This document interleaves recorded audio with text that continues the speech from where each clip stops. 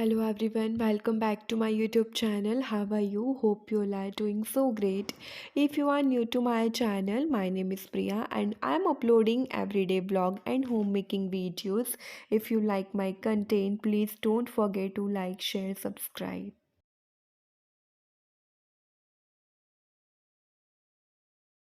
So good morning to all of you. ये time है, अभी मैंने नहा धो लिया है और बस मैं जल्दी जल्दी वाली रेडी हो जा रही हूँ। फटाफट से मैंने अच्छे से कॉम्ब भी नहीं किया कि पूरे बाल में उलझा सकूँ, जल्दी जल्दी मैंने कर लिया और बस पोनी टेल बना लिया है, जो कि मेरी डेली की हेयर स्टाइल है वही। साड़ी पहनी है तो पल्लू डाल लिया, क्योंकि मैं जा रही हूँ अभी पूजा करने के लिए। तो चलते हैं, और बड़ा प्यारा मंदिर लगता है जब से मैंने ये फेरी लाइट लगवाई है ना वो। तो और मैंने ये मंदिर है ना ऑनलाइन मंगवाया था, अगर आप लोग को चाहिए तो मैं इसकी लिंक दे दूँगी। बट हाँ, तब ना सेल चल रहा था दिवाली के टाइम, तो काफ़ी रिजनेबल मिल गया था। अब मैंने देखा नहीं, बट हाँ परचेज़ लिंक मैं ज़रूर से डाल दूँगी। और हाँ, श्रेय चले गए अपने स्कूल, और बस यहाँ पे उनके जाने के बाद मैंने घर की साफ़ सफाई करी। उसके बाद जो है मैंने नहाया धोया और अब मैं पूजा करने के लिए बैठ गई हूँ। भगवान जी को अच्छे से उठा कर के स्नान करवा रही हूँ मंत्रोच्चारण के साथ, और बस यहाँ पे उनके लिए रख दिया है मैंने भोग। जब कभी फ्रूट्स होते हैं तो मैं फ्रूट्स रख देती हूँ, कभी दूध रख देती हूँ, और ये जो मिश्री दाना है, जब कुछ नहीं होता है तो मिश्री दाना तो एकमात्र ऑप्शन है ही। तो मैं इस तरीके से भोग लगाती हूँ। तो बस यहाँ पे भगवान जी को मैंने नहला दिया, उनका श्रृंगार के रूप में ना तिलक कर दूँगी चंदन और कुमकुम से, और बस उसके बाद जो है उनकी आरती उतारूँगी।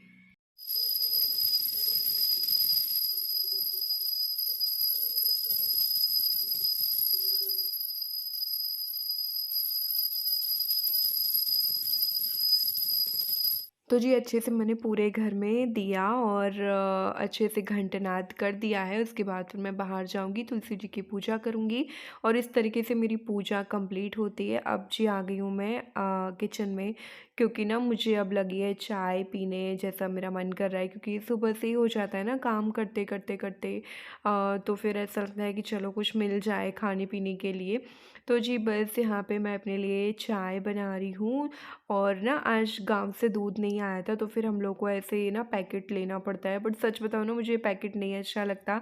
हाँ, जब मेरी शादी नहीं हुई थी ना, तो उसके पहले हम लोग मतलब रहते थे ना, तो पैकेट वाला ही पीती पिया करती थी। बट जब से शादी हो गई है तो गाँव में आ गई हूँ, तो यहाँ पर ना हम लोग शुद्ध गाय भैंस का दूध पिया करते हैं। तो जब से ना पैकेट अच्छा नहीं लगता, ऐसा हो जाता है। तो जी बट कोई नहीं, कभी कभी जैसा होता है वैसा हमें करना पड़ता है। तो बस यहाँ पे मेरी चाय बन गई है, नहा लिया था तो मुझे ना ठंड लग रही थी, मैंने स्वेटर डाल लिया पतला वाला।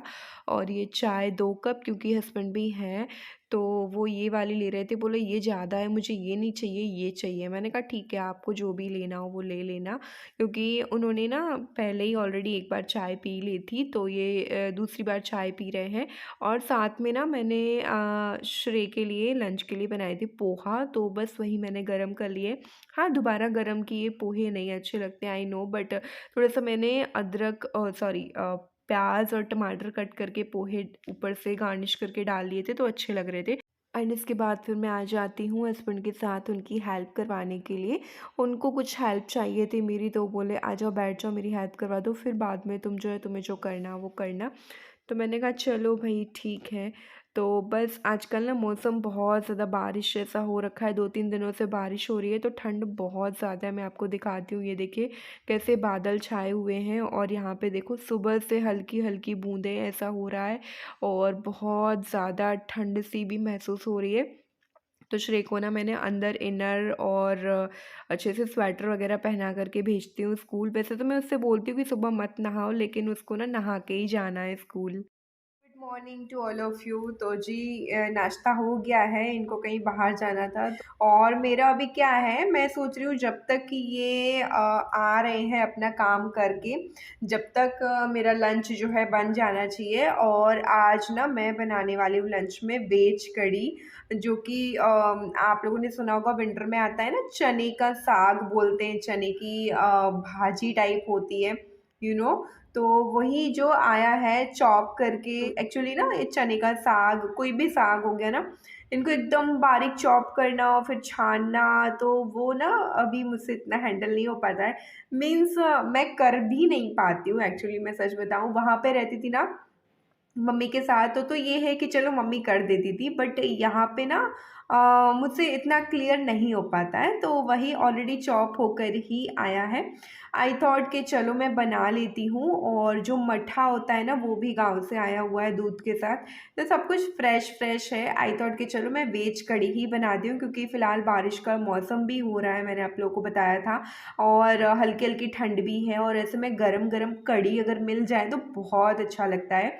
तो जी चलो मैं आपके साथ शेयर करती हूँ वेज कढ़ी, क्योंकि आजकल ना विंटर में बहुत अच्छी अच्छी सब्जियां आ रही हैं, तो आप इस तरीके से बना के खा सकते हो, बच्चों को भी खिला सकते हो, बहुत हेल्दी होता है।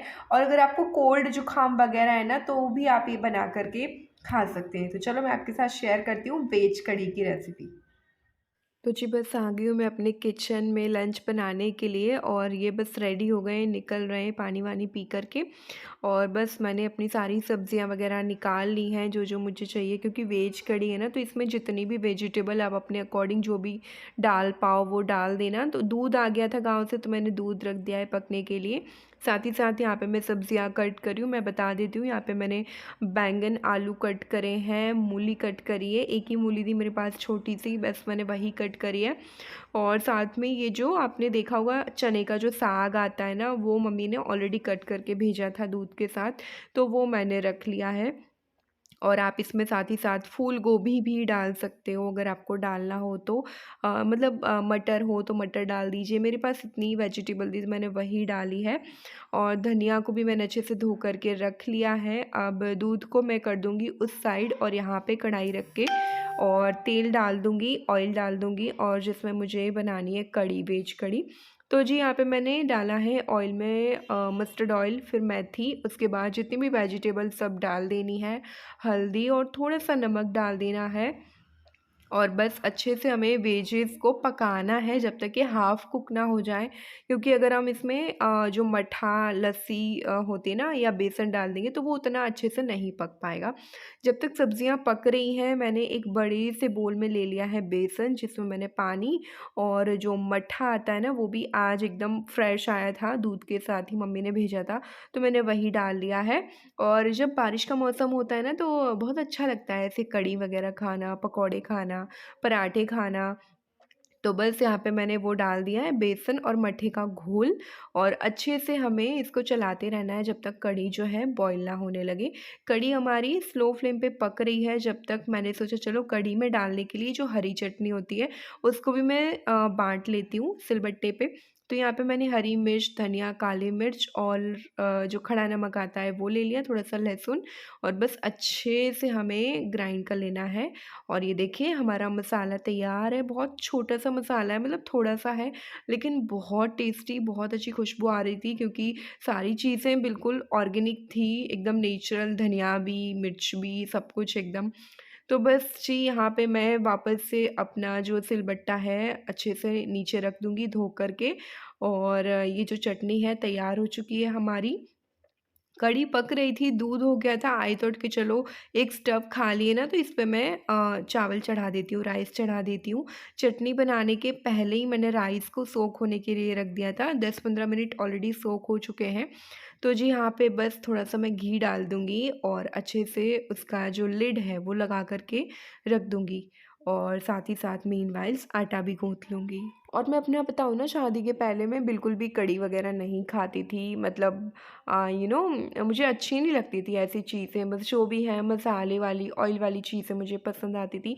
बट वही है ना, शादी हो गई है, ससुराल में सारी चीज़ें बनानी पड़ती हैं, और कोई-कोई कभी-कभी ऐसा वो टाइम आ जाता है कि हमें थोड़ी-थोड़ी चीज़ें, हर चीज़ें टेस्ट करना पड़ता है, और एक मैच्योरिटी भी आ जाती है।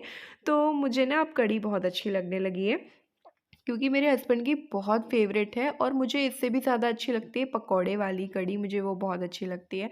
बट ये कढ़ी जो है हस्बैंड जी की फ़ेवरेट है, और श्री की भी बहुत ज़्यादा। तो जी यहाँ पे देखो कढ़ी में मैंने चटनी और हींग डाल दी थी, रोटियां बना ली हैं, लंच वगैरह हो चुका है।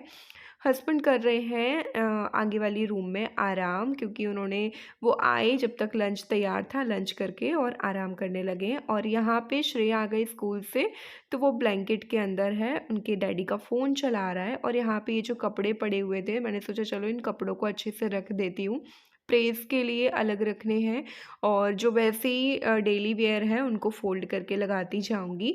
और ना यहाँ पे मैं हँस रही थी, क्योंकि यहाँ पे मैं सुन रही हूँ पंडित प्रदीप मिश्रा जी की कथा। वो साधारण थोड़ी ना। अब इनकी टंकी का तो नल खुल गया, उसने ऊपर का चालू कर दिया। सुबह 5:30 बजे और जो पानी गिरना चालू हुआ, जो पानी इतने में दोनों जीजी जीजा से बोली, ये कहां से आ गया? ये उन जीजा से बोल रही थी, वो मालूम पड़े वो भीतर वाले ने उसने टंकी। तो जी इसी तरीके से काम करते-करते मैं कथा चला लेती हूँ, टीवी पे नहीं आती तो फिर मैं फ़ोन में चला कर के रख देती हूँ। और यहाँ पे ये देखो छोटे जनाब लगे हुए हैं फ़ोन पे। तो इसी के साथ मैं ब्लॉग को एंड करती हूँ, मिलते हैं आपको नए ब्लॉग में। जब तक के लिए आप अपना ढेर सारा ध्यान रखें। और हाँ, अगर आपने अभी तक मेरे चैनल को सब्सक्राइब नहीं करा तो प्लीज़ सब्सक्राइब करें। Thank you for watching, bye.